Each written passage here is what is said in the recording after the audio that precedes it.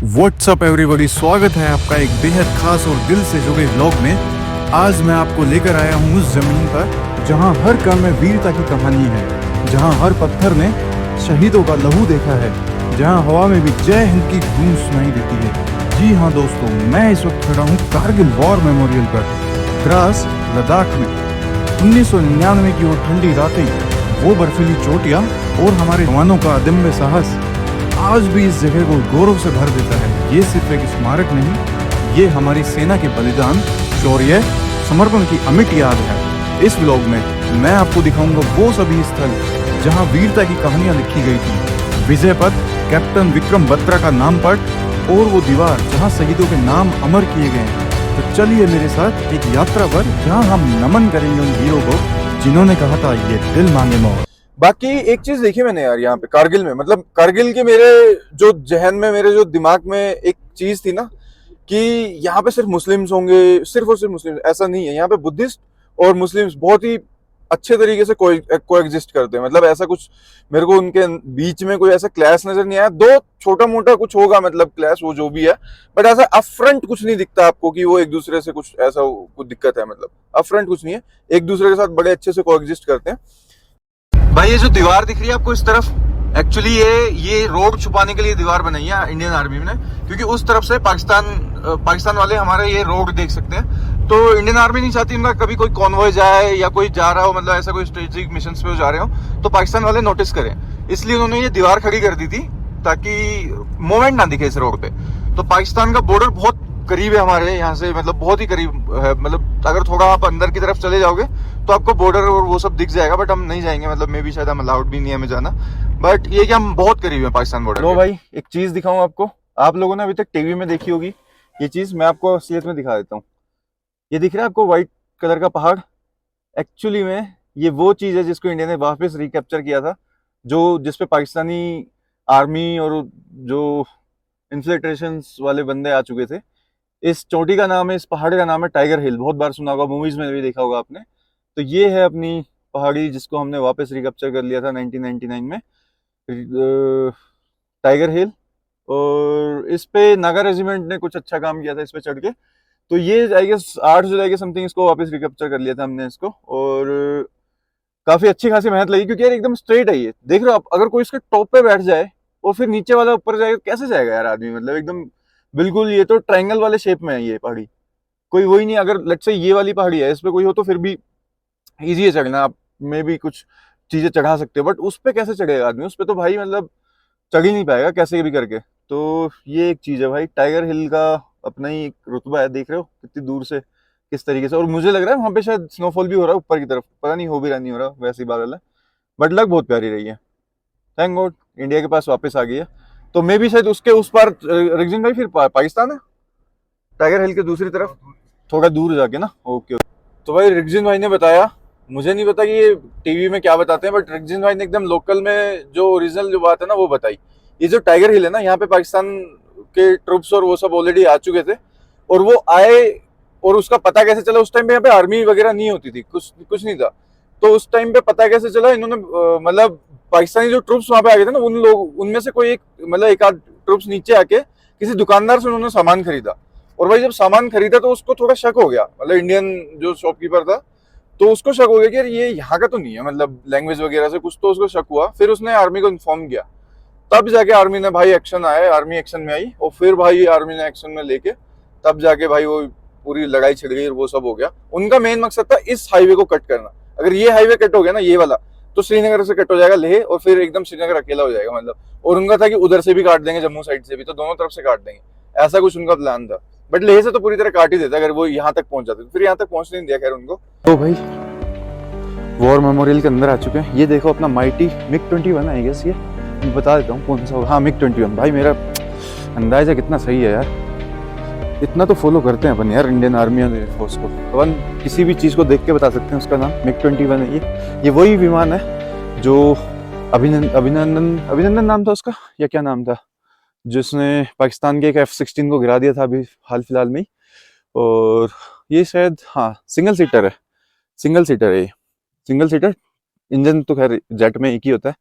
और ये इनका ये सब अंदर की तरफ यहाँ से जहाँ से ये खुलता है ना, यहाँ से तो नहीं होगा इसका। अच्छा हाँ, इधर लगाए जाते हैं ये कैनोन। इसके आगे की तरफ वो रिफिलर है, वो जो देख रहे हैं ना आप, वो इस विमान में, इस जेट में वापस से पेट्रोल भरने के लिए, अगर किसी मतलब बाय एयर के, मतलब अगर हवा में ही अगर आपको वो भरना है ना, क्या बोलते हैं, पेट्रोल, तो उसके काम आता है।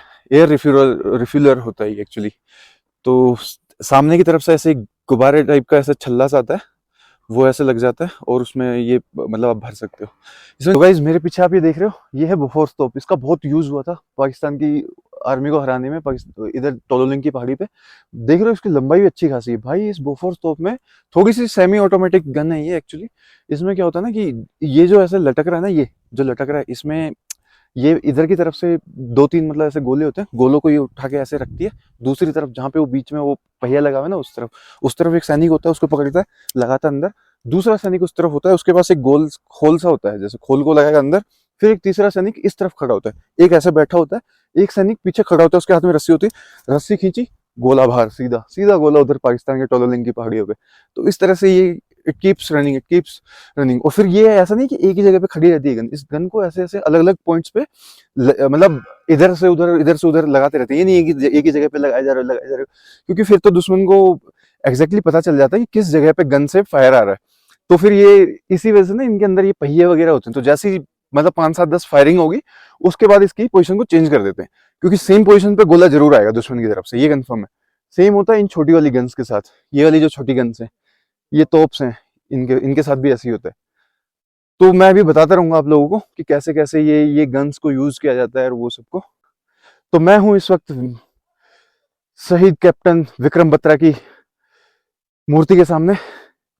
तो भाई इसमें लिखा हुआ है कि 20 जून को विक्रम बत्रा और उसकी आर्मी ने .514 किलिंग 4 एनिमी, अच्छा .514 को कैप्चर कर लिया था और 4 एनिमी को मार दिया था इस प्रोसेस में। येट अगेन 7 जुलाई को he led his company to capture the heavily fortified .4875 4875 point पे उन्होंने फिर से अटैक किया था शायद कैप्टन बत्रा की कंपनी ने। फिर लीडिंग असॉल्ट ये वो ऐसे करके, तो वहां पे कुछ ये इन्होंने सेक्रीफाइस किया था अपना, कैप्टन बत्रा ने। I salute you mister captain Batra, rest in peace comrade.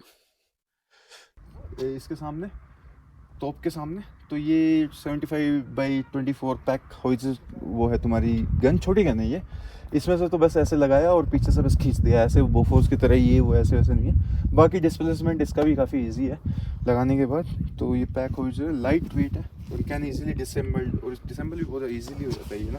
और हेलीकॉप्टर के थ्रू इसको इधर उधर से आप मतलब इस जगह से उस जगह पर आराम से ले जाते हो। उसको हेलीकॉप्टर से जाना ईजी नहीं है। खैर अब इंडिया के पास चीनूक आ चुके हैं, तो चीनूक हेलीकॉप्टर्स उसको अब मूव कर सकते हैं। बट उस टाइम पे इंडिया के पास इतनी कैपेबिलिटीज़ नहीं थी। खैर उस टाइम पे भी इंडिया के पास Mi-26 हुआ करता था, जो अभी भी वर्ल्ड का लार्जेस्ट, मतलब आई वुड से वर्ल्ड का हैवीएस्ट हेलीकॉप्टर है, चोपर है, जो उठा के किसी भी सामान को इधर उधर रख सकता है। बोफोर्स को भी I am pretty sure Mi-26 रख सकता है, और वो Mi-26 पे ले जा सकते हैं। ये Mi-17 पे भी जा सकता है बहुत आराम से। ध्रुव वगैरह भी मेरे ख्याल से इसको रिप्लेस कर सकता है, कोई दिक्कत नहीं है। तो 71 वॉर में शायद वेपन सो इंटेंस सेक्शन, अच्छा 71 में भी थी यार ये। बाकी 1999 में भी इसका यूज़ किया था मेरे ख्याल से। ये बोफोर्स यहीं एग्जैक्टली इसी जगह पे रखी हुई थी जहाँ से ये लोग फायर कर रहे थे, जो हम वीडियोज़ में देखते थे ना उस टाइम पे। तो इसमें एक सूबेदार मेजर योगेंद्र यादव भी थे, वो शायद टोलोलिंग पे थे या फिर इस पे थे, इन्हीं किसी पहाड़े पे थे सूबेदार मेजर योगेंद्र यादव। उनके साथ उनकी भी एक कहानी अच्छी है, कैप्टन विक्रम बत्रा की तरह, बट इतना फेमस नहीं हो पाए। लेकिन मेरे ख्याल से भाई उनका जो सेक्रीफाइस था ना, अभी तक उन्होंने सेक्रीफाइस नहीं किया, बट उन्होंने जो किया ना भाई इस वॉर में, जो उन्होंने किया ना, उतना करेज ना लाने के लिए ना गूदा चाहिए होता है। मैं सही बता रहा हूँ, गूदा चाहिए होता है उतना करेज लाने के लिए। कैप्टन बत्रा ने भी सेक्रीफाइस किया, अच्छी बात है, बहुत अच्छा किया उन्होंने। बट भाई योगेंद्र यादव ने भी जो किया ना वो कम नहीं है। उन्होंने इन्हीं किसी एक पहाड़ी पे वो बैठे हुए थे ऊपर की तरफ, और दुश्मन ने ना उन पे हमला कर दिया। मतलब उनको लगा कि है नहीं दुश्मन, ऐसे वैसे करके, मतलब 4-5 लोग गए थे किसी पॉइंट को कैप्चर करने के लिए। पॉइंट पे पहुंच के उनके साथ सारे साथी मर चुके थे, सिर्फ वो उनको एक गोली लगी थी और वो ऐसे दम खींच के पकड़े रहे।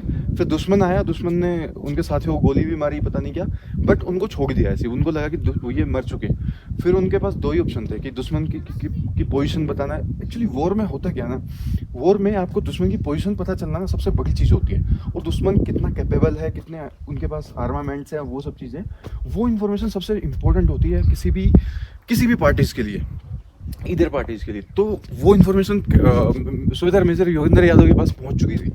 अब मेन इशू ये था कि वो वहाँ से यहाँ तक इन्फॉर्मेशन पहुँचाए कैसे। उस टाइम पे यार एक्चुअली फ़ोन वोन भी नहीं होते थे 1999 में, वायरलेस भी बहुत कम लोगों के पास होता था, मेजरली ऑफिसर रैंक्स के पास होता था। वैसे एक कंपनी में 4-5 के ग्रुप में एक कम्युनिकेशन वाला वायरलेस तो होता ही था।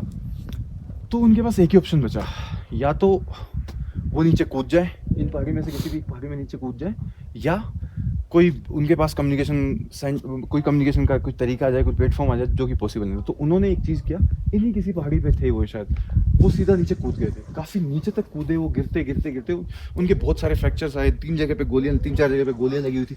लेकिन उन्होंने सोचा अगर मैं जिंदा बचा तो मैं बहुत सारे लोगों की जान बचा पाऊंगा, मैं कुछ काम आ पाऊंगा। उनको लगा कि मैं मर तो गया ही हूँ, तो let's make a use of my body, let's make a use of my soul. तो उन्होंने कहा कि मरना तो वैसे ही है, तो मरे तो एटलीस्ट बच गया, तो मैं बहुत सारी जानें बचा लूँगा। तो वो कूदे यहाँ से। हिम्मत चाहिए भाई, हिम्मत चाहिए उधर से नीचे कूदने के लिए, सीरियसली बता रहा हूँ, हिम्मत चाहिए उस पहाड़ी से नीचे कूदने के लिए। वो हिम्मत दिखाई सुबेदार मेजर योगेंद्र यादव ने। वो नीचे कूदे और उन्होंने फिर बताया, फिर उससे काफ़ी हेल्प मिली आर्मी को, उन्होंने जाके उस पॉइंट को कैप्चर कर लिया। इसीलिए वो उनको शायद परमवीर चक्र मिला हुआ है, और he is the only, I don't know, only और भी लोग होंगे, but he is alive. And आप उसको हर 26 जनवरी की परेड में आप देख सकते हो, सुबेदार मेजर योगेंद्र यादव हर बार। और not just Subedar major Yogendra Yadav, यहाँ पे जितने भी सैनिकों की ये बनी हुई है ना समाधियाँ, इन सब ने सुप्रीम सेक्रीफाइस किया, सुप्रीम सेक्रीफाइस। भाई इजी नहीं है, गन लेके आपको पता है दुश्मन ऊपर बैठा हुआ है, और आप अपनी बंदूक को लेके जाओगे वहाँ पे, आपको पता है नीचे से आप ऊपर जाओगे, ऊपर से किसी ने पत्थर भी डाल दिया ना तो भी आपकी मौत निश्चित है। आपको पता है आप मरने जा रहे हो, लेकिन फिर भी आप ऊपर जा रहे हो। तो उसके लिए इन बहादुरों ने करेज दिखाया और ऊपर गए वो, और हमारी ये ज़मीन बचाई, ये इम्पोर्टेंट रोड बचाया, ये पूरा रीजन बचाया। I salute this guys, I really salute, and I hope you all rest in peace, my comrade brothers. जय हिंद, जय जवान। फाइल किया कि यहाँ से जितना भी व्हीकल अपना जा रहा था वो जा नहीं पाया। पूरा जाम हो गया, तो फिर उसको बराबर कर दिया होगा। आवागमन ठप हो गया था उस टाइम। तो यहाँ पे 13 जून को ऑपरेशन खत्म हुआ है, इसमें भारतीय सेना की 3 बटालियन ने हिस्सा लिया। हाँ जी, तो भाई ये है आपकी बोफोर्स तोप जो करगिल वॉर में यूज़ हुई थी। और बोफोर्स तोप मैंने जैसा आपको थोड़ी देर पहले भी बताया, तो मैं जो बता रहा था वो मैं अभी थोड़ा पास से दिखाऊंगा आपको। तो एक्चुअली एमिनेशन जो होता है, गोला जो रखा होता है ना, वो इस ट्रे में रखा होता है, ऐसे ऐसे 3 गोले रखे होते हैं, और वो जो ऐसे वो कैरी करने वाला है वो इधर आएगा, ऐसे उठाएगा, उधर रख लेगा। वहां से एक जवान इधर से एक खोल सा होता है, उस खोल को लेकर रखेगा। वो जवान जो गोला जिसके हाथ में होता है, वो गोला तो एक्चुअली खुद ही लगा देता है, गोला ये खुद लगा देगा। ये मशीन सी जो होती है, ऐसे वो क्रेन टाइप में गोला उसने लगाया, और फिर इधर से जो खोल होता है ना, खोल, वो एक जवान खोल को ऐसे लगा देगा, और फिर जैसे लगा के उसको ऐसे खींचेगा, गन उसको थोड़ा आगे पुश कर देगी। एक रस्सी सी होती है जिसको लेके एक जवान इधर खड़ा होता है। पोजीशन में जैसे ही आया, उधर से कमांडिंग ऑफिसर या जो भी ऑफिसर होता है वो बोलेगा फायर, या जो भी बोलता है फायर, भाग, पीछे खींचेगा, गोला आगे। एक चीज मैं करेक्ट करना चाहूंगा, जो मैंने गलत बोली अभी से थोड़ी देर पहले, कि जो सुबेदार मेजर आपके योगेंद्र सिंह यादव जी, वो टोलोलिंग पे थे, टोलोलिंग पे नहीं थे, वो थे उस पे टाइगर हिल पे, टाइगर हिल पे पॉइंट नंबर 5140 पे थे वो एक्चुअली। वहाँ पे उन्होंने वो अपनी वीरता दिखाई थी, और सेम उसी जगह पे आई गेस कैप्टन बत्रा भी सेक्रीफाइस किया था, कैप्टन बत्रा ने भी, और बाकी लोगों ने भी सेक्रीफाइस किया था। एक और चीज़, जो समाधि स्थल वहाँ पे बना हुआ है ना, जो छोटे वाले आपने जो मैंने आपको दिखाया उस तरफ, वो है आपका जो कि 1947 से लेके अब तक जिन्होंने जो वीर गति को प्राप्त हुए हैं, वो उन लोगों के लिए है। बाकी जो करगिल वॉर में जिनकी डेथ हुई, या करगिल वॉर में जिन सैनिकों ने सेक्रीफाइस किया, उनके सब के नाम 539 या 552 के समथिंग है, वो येलो बोर्ड पे पीतल पे एकदम गुदा हुआ है, उनका नाम, सबका नाम गुदा हुआ है।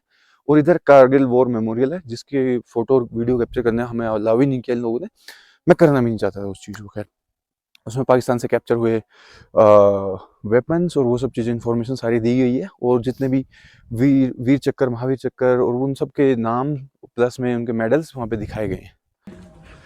ये देखिए, अभी मैं आपको दिखाता हूँ राइनो हॉर्न है किस तरफ। तो बेसिकली हाँ जी, अब मैं दिखाई देता हूँ आपको। ये जो दिख रहा है this is tiger hill, rhino horn, और ये जो ऐसे हम टाइप में बना हुआ है ये ब्लैक टूथ। वैसे हम बेसिकली उस तरफ है, टोलोलिंग और ये सब पूरा यही था। यहाँ का वॉर यहाँ पे था, बाकी बैटलिक वगैरह में भी वॉर हुआ था, सियाचिन में भी, सियाचिन की तरफ भी वॉर हुआ था, ये सब है। तो भाई एक ना मैं आपको पहाड़ दिखाऊंगा जो बिल्कुल शैरन कैनियन और ग्रैंड कैनियन के जैसा दिखता है। अभी उस तरफ की तरफ देखना आप, मैं दिखाता हूँ। देखो यार, ये सनलाइट की वजह से ना क्लियर नहीं दिखा पाया मैं आपको, अदरवाइज भाई आपको ऐसा लगता है बिल्कुल ग्रैंड कैनियन जैसा व्यू आ रहा हो जैसे। यहाँ पे रास्ता भाई सिंगल हो चुका है, और ये बटालिक वाला जो रास्ता है ना, इस तरफ से रास्ता छोटा है, मतलब सिंगल रास्ता है। तो और ये जो हम्बरडिंगला करके इस वाले रास्ते में सिर्फ एक ही पास पड़ता है, हम्बरडिंगला, और उस वाले रास्ते में दो पड़ते हैं। मतलब अगर आप लेह से कारगिल आते हो या कारगिल से लेह जाते हो तो दो रास्ते हैं बेसिकली खालसे के बाद। या तो आप डायरेक्ट श्रीनगर आ जाओ वाया आपका ये फोटिला और नमकीला, या फिर अच्छा मैं इन्हीं पहाड़ों की बात कर रहा था, मैं बाद में बताऊंगा। ये वाले जो पहाड़ हैं इस तरफ को भी है और उस तरफ भी, वो पीछे है। ऐसे ऐसे कुछ पहाड़ हैं और भी बहुत ज्यादा शेप में थे, बिल्कुल ऐसा लग रहा था जैसे मतलब आपका ग्रैंड कैनियन की तरह हो बिल्कुल ही। हाँ जी, तो इस वजह से मतलब ये थोड़ा लंबा पड़ता है, बहुत कम लोग जाते हैं, बहुत ही कम लोग जाते हैं इस वाले रास्ते से। Even in the peak season यहाँ पे बहुत कम भीड़ रहती है। बस इसका एक ही मेन अट्रैक्शन है इस वाले रूट का कि आपका वो आता है, आर्यन वैली आती है और बैटलिक विलेज आता है। खैर अभी रिक्जन भाई बता रहे थे कि वो बैटलिक विलेज के वहां से एंट्री बंद है, अदरवाइज मतलब जो रोड से साइड में है, अगर वहां से एंट्री ओपन होती तो हम बिल्कुल पाकिस्तान बॉर्डर के पास जा सकते थे, ऐसे गाँव वाँव देख सकते थे उनके वहां से। लो भाई, ये आ गया सामने हम्बरडिंगला, बिल्कुल सामने है, बिल्कुल पास आ चुके हैं हम। रोड की हालत सही नहीं है, कोई खास नहीं है, मतलब रोड ऐसे ही रहने वाला है और बहुत नॉर्मल सा मतलब पास है, ऐसा कुछ खास नहीं है इस पास पे, ना कोई बहुत ज्यादा बर्फ, ठंड भी ठीक ठाक है, मतलब ऐसा कुछ अट्रैक्शन पॉइंट टाइप कुछ नहीं है इस पे, जस्ट अ नॉर्मल पास। यहाँ पे है ये आपका 13,307 फीट पे है। हाइट अच्छी है, मतलब हाइट बुरी नहीं है भाई हम्बरडिंगला की, बट यही है, कुछ बता रहा है कि 4,400 कुछ पे है। तो भाई यहाँ पे है आपका हम्बरडिंगला, इधर भी स्नोफॉल हुआ है, ठंड ज़्यादा नहीं है, मतलब ठीक है। और अब हमने कारगिल को छोड़ दिया पीछे, डिस्ट्रिक्ट तो अभी भी कारगिल ही चल रही है, बट हालात कुछ ऐसे हैं यहाँ पे। देखो भाई, रोड पे ना पूरी बर्फ जमा है, उस तरफ से पानी आ रहा है और इस पानी को निकालने के लिए ना बीच में से काट दिया गया है।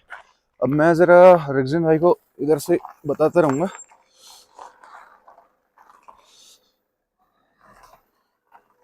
आ जाएगी आ जाएगी आ जाएगी, चलो ठीक है, बर्फ में से गई है।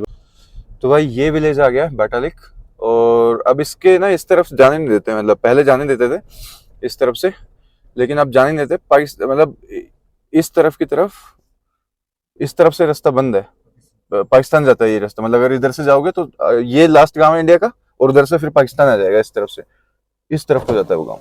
अब दिखेगा, मतलब वो दिखो, वो बैटालिक लिखा हुआ है। अच्छा, तो भाई अभी भी वो ना पीछे से बोल रहा था कि फोटो वोटो नहीं, क्योंकि उन्होंने एंट्री वगैरह बंद की हुई है, वो सब बंद किया हुआ है। ये देखो एक ये छोटा, ये नहीं दिखाऊंगा यार, bunker है। हाँ, इधर से इंडस रिवर दिख जाएगी आपको प्रॉपर, बहुत ही बढ़िया लग रही है यार इधर से इंडस रिवर। तो ये देखो यार, यहाँ से नहीं दिखेगी, अभी दिख जाएगी आपको इंडस रिवर। हाँ, तो ये बैटालिक ना लास्ट विलेज है इंडिया की तरफ से, और जो है दूसरी तरफ पाकिस्तान आ जाता है। बट पाकिस्तान पास होने की वजह से ना इन्होंने पता नहीं कुछ तो इशू हुआ है, बहुत पास है या तो कुछ भी, बट आगे नहीं जाने देते, मतलब टूरिस्ट लोगों को आगे नहीं जाने देते, सिर्फ बैटालिक के लोगों को आगे जाने देते हैं। सेम गुरेज में भी था यार, एक गांव है कुछ, उसको भी वो मतलब आर्यन विलेज बोलते हैं, पता नहीं कितने सारे तो आर्यन विलेज है, मेरे को तो इन समझ में आता है। इंडिया में हर कोई क्लेम करता है हम आर्यन विलेज है, हम आर्यन विलेज है, इसमें कितनी सच्चाई है ये कुछ नहीं पता भाई।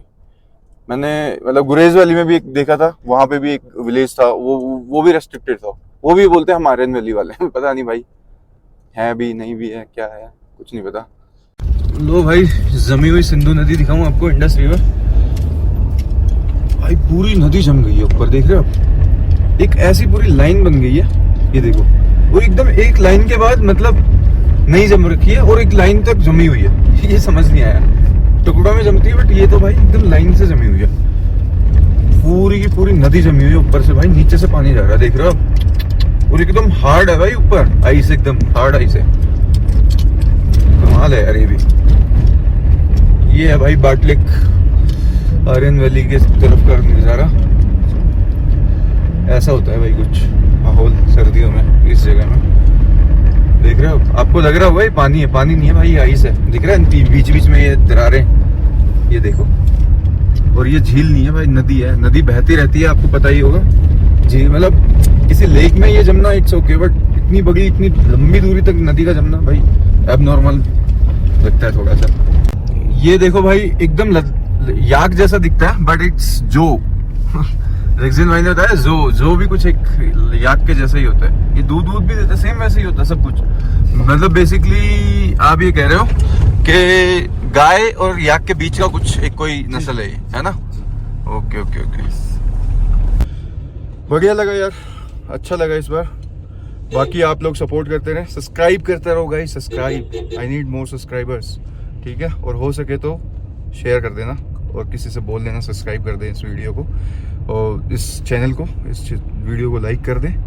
और भी अब ऐसे बढ़िया बढ़िया व्लॉग्स, बढ़िया बढ़िया सीरीज में लाता रहूँगा।